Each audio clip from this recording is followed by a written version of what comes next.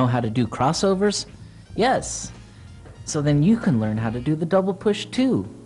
I propose acquiring the necessary technical ingredients with 5 exercises. You're already familiar with the first exercise. It concerns the lateral push around a circle on the inside edge. This exercise should be carried out in both directions.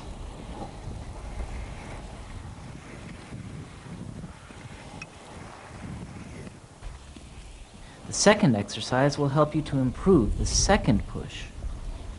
Start by tracing a small circle towards the left with your weight on the right leg only. With a single push from the left leg on the outside edge of the skate, make a scissoring movement to propel yourself forward. Watch out! Don't pull on the ground, but push, using the body angle obtained by leaning to the inside of the circle. Look to reduce the size of the circle, and if necessary, increase your speed by taking 1 or 2 crossovers. The centrifugal force will increase, enabling you to lean more and grab the right angle for a good push. Be careful not to twist the body. This way, you'll get the most lateral push possible, not one that slides out towards the back. The third exercise combines the first 2. Trace a circle, alternating the push on the inside edge and the push on the outside edge. 1, 2, 1, 2. Of course, this exercise must also be carried out in both directions. You may then accelerate with stronger and stronger pushes and leave the circle while continuing to propel yourself forward on the outside and inside edges. In principle, you now possess the 2 pushes necessary for the double push. In the fourth exercise, you'll combine them to perform a slalom movement in a straight line. Take a firm seated position, skates together and perfectly parallel. Propel yourself forward, pushing simultaneously on both skates. Try to minimize lateral body movement in order to trace the straightest path possible. Feel the propulsion from the 2 pushes and the resulting speed. Here's a tip. Help yourself by pushing with your hands on your knees, particularly on the knee whose skate pushes on the outside edge. The last exercise is a continuation of the previous one. It must only be carried out once both pushes have been mastered. The idea of this exercise is to ensure stability on the leg, pushing on the outside edge. At the end of the 2 simultaneous pushes, transfer your body weight onto only one skate, the one that's pushing on the outside edge. This produces a sort of crisscross movement of the outside foot. You're moving in a straight line, but as in a corner, the outside leg is free and progressively traces a circle behind the body to reposition itself under the hip. Once linked together naturally, this movement becomes a double pushing skating stroke.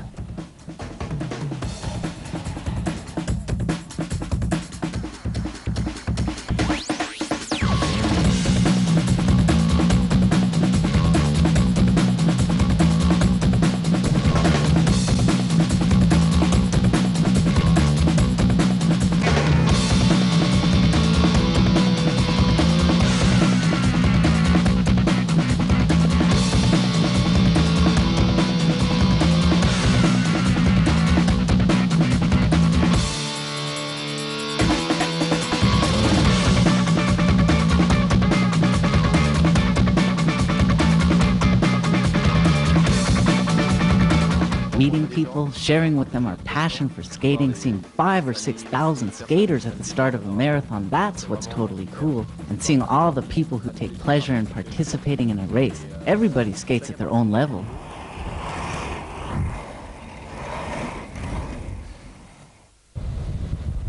Speed, ah yes, always speed. You have babied it with dedicated practice by yourself. Now what remains is to maintain that speed in the shelter of a racing pack. For security's sake, the first important element is to learn and perfect your pack technique with a calm and studious group whose level allows for a regular and steady skating style. In order for the skaters to be in unison, the rear skater must have as much information as possible. When skating very close together, it becomes impossible to see the skates of the person in front. Other visual bearings, such as shoulder and arm movements, can be taken into account and used to adapt one's pace to that of the skater in front. The sound that skates make is also an important piece of information. Further information about the stroke cadence can be obtained by touching the back of the skater in front. The amount of arm flexion is tactile information, which determines the distance between two skaters. This situation can be compared to that of learning how to dribble a basketball.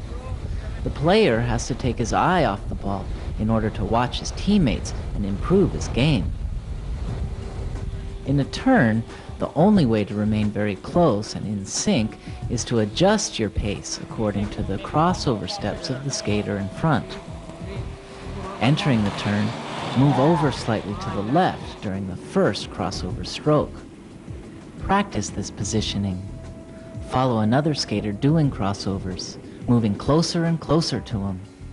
Train yourself to take into account all necessary visual and tactile elements.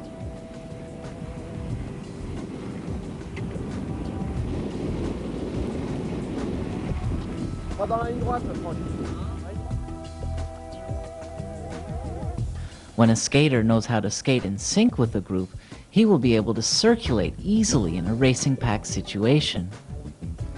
A key element to fall into the same rhythm as the other skaters is a quick and precise entrance into the pack.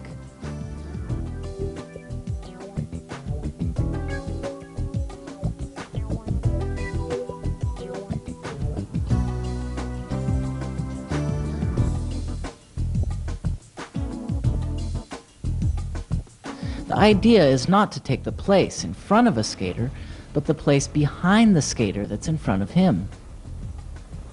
This action has to be accomplished with a surge of speed. There's more opportunity this way of entering a group successfully without touching the skater whose place you are taking.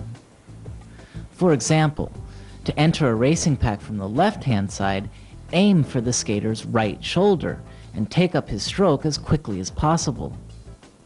The delicate part is entering the stroke. This should be done as soon as the stroke opens and it becomes possible to enter a skate without danger and insert oneself without interruption into the skating flow. The following exercises to perfect this technique will simulate the different racing situations where it's possible to change position in the